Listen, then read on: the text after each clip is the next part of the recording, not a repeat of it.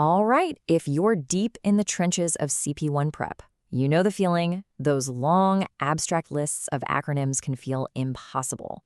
Well, in this explainer, we're going to change that. We're taking some of the toughest acronyms and turning them into real, usable tools that you can actually remember when the pressure is on. So here's the million-dollar question for any actuarial student, right?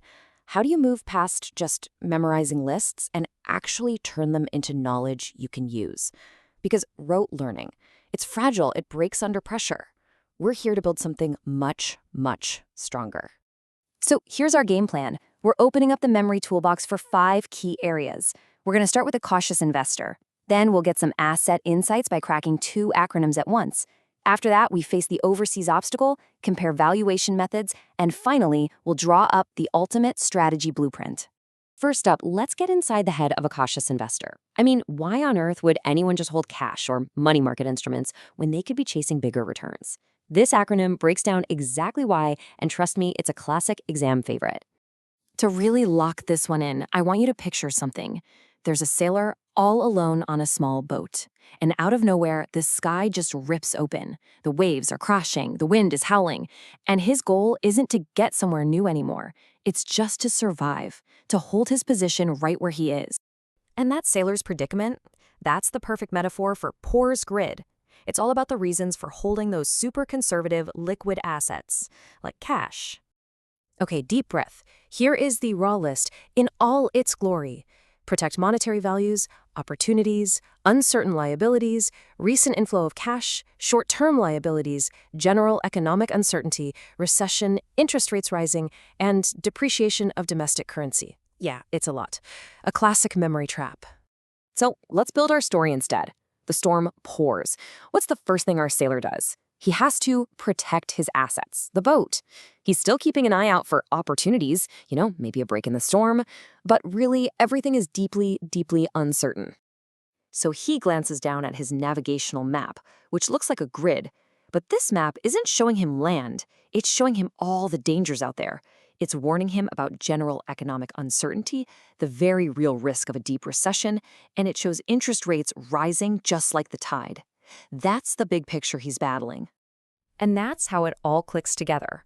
When you need the reasons for holding cash, just remember that sailor, holding his position, waiting for that violent storm that pours over his map grid to finally pass.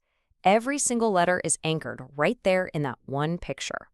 Okay, let's move on. For our next section, we're going to tackle a clever little duo, Lime and Calls T. Both of them give us these crucial insights into what makes different assets tick. First up is Lime. This tidy little 4-letter word is your key to recalling the main theories that try to explain why the yield curve looks the way it does. So what are they? We've got liquidity preference theory, inflation risk premium theory, market segmentation theory, and expectations theory. Seems simple, but you know how easy it is to blank on just one of them when the clock is ticking? So to make this unforgettable, just picture a bright green lime. First, you squeeze it hard for the juice. That's your L for liquidity preference. Then you taste it, and bam, that sharp, sour shock is the I for inflation risk premium. Now look closely at the fruit itself. You can actually see the M market segments inside. And finally, just the thought of that taste, that anticipation. That's your E for expectations theory. LIME. Done. Okay, from the abstract world of yield curves to something you can actually touch, real estate. What actually makes a piece of property prime?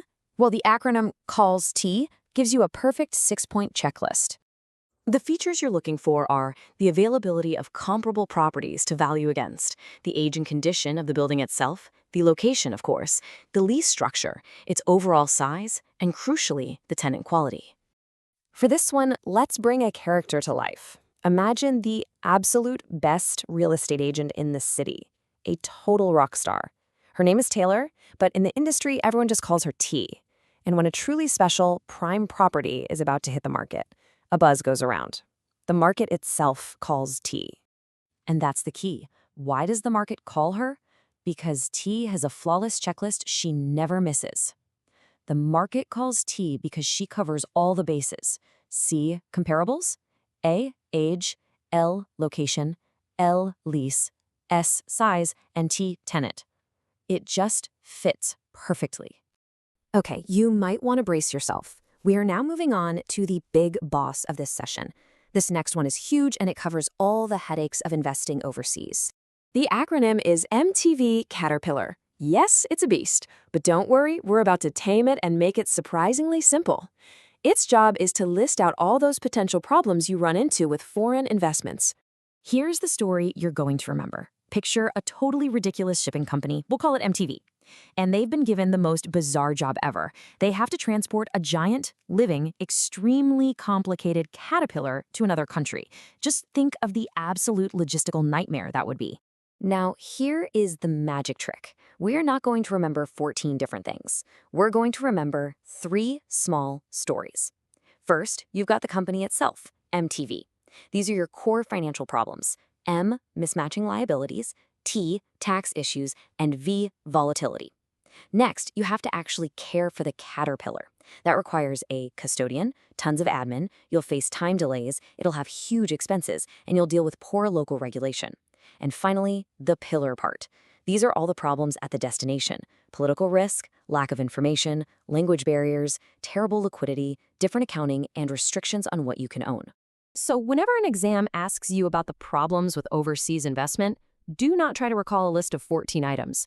Just remember that one single, completely absurd image, the logistical nightmare of shipping that MTV Caterpillar. The entire list just unfolds from that story. All right, let's switch gears from investment problems to a really fundamental question. How do we actually value this stuff? This next acronym is great because it contrasts different methods, which is a fantastic way to structure an answer in an exam. The acronym is SHAMFADS, and it neatly sorts 8 different valuation methods into 2 very distinct, memorable groups. The best way to lock this one in is to imagine 2 rival teams of valuers. First, you've got the old-school traditional team. Their methods, you could say, are a bit of a sham. S, smoothed market value, H, historic book value, A, adjusted book value, and plain old market value. Then you've got the modern, trendy team. They're into all the latest fads: F, fair value, A, arbitrage value, D, discounted cash flow, and S, stochastic modeling. Just picture those 2 groups, sham versus fads, arguing over the right way to value something.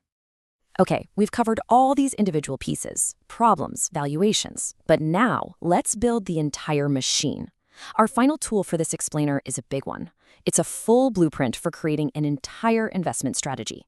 I want you to think of a really robust investment strategy not as a piece of paper, but as a complex, powerful machine.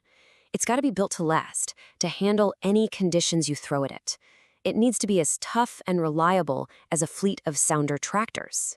And that powerful image, Sounder tractors, gives us all 16 key factors you have to consider when you're putting together an investment strategy. We'll just break it into its 2 parts. So first, the plan itself has to be sounder. That's the size of the assets, the objectives of the fund, the uncertainty of the liabilities, their nature, the need for diversification, the existing portfolio, and the required return. And once that plan is sound, you need the heavy machinery to actually make it happen. You need the tractors. That's T, tax considerations, any R, restrictions, the accrual of future liabilities, C, currency exposure, the T, term of the liabilities, what other funds are doing, your risk appetite, and finally, solvency requirements. Put it all together and you have a complete, unbeatable framework. So there you have it, a full set of powerful memory tools for your kit. You don't have fragile lists anymore. You have stories, you have frameworks, you have real solid knowledge. The only question left is, which exam topic are you going to build up and conquer first?